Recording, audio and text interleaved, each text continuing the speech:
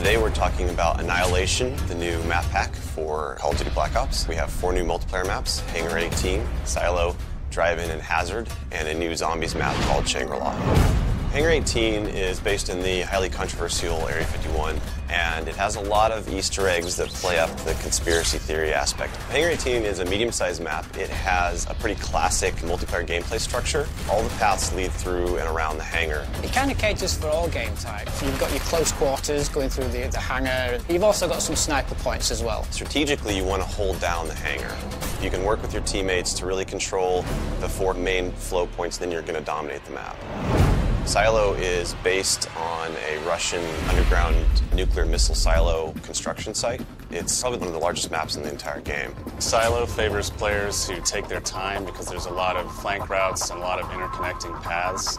So players who are smart and use decoys and pay attention to the mini-map are going to be more successful. You can't really stick around in one place for too long because you're going to get shot from multiple angles. You really need to learn how to play the map, how the paths flow, and you need to stay on the move. Nuketown was a really hugely successful and popular map with Black Ops, and we wanted to do another map in the DLC that kind of emulates that style of gameplay. Drive-In's a fairly small map, but it does have a variation of battles. You've got the wide open area in the middle, the actual Drive-In itself, but then you do have close quarter battles down the side. So Hazard was inspired by one of our World at War maps called Cliffside, but it's a complete reimagining of it.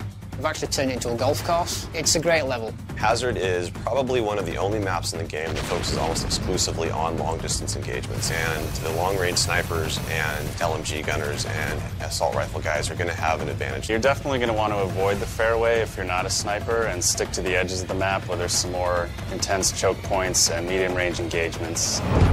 The story in Shangri-La is shrouded in mystery. I love to leave it up to the fans to derive their own ideas from it and also discover the facts that we put in there. I hope they really get the sense that we've taken this to just a whole nother level with the new weapons, the new environment, the new ways of getting around the map and things like that. There's a lot of holding areas, escape hatches, and things that let you get out at the last minute, which is a contrast to Call of the Dead, where it was a very wide open map. This is a much tighter map. Don't hold out too long. If things look like they're getting rough, get out of there. It's time to go. With Annihilation, we had a goal that we really wanted to push the visuals in all the maps. Each map feels very unique from one another. They feel like the kind of maps that you just want to spend a lot of time in. Annihilation hits Xbox Live Marketplace on June 28th.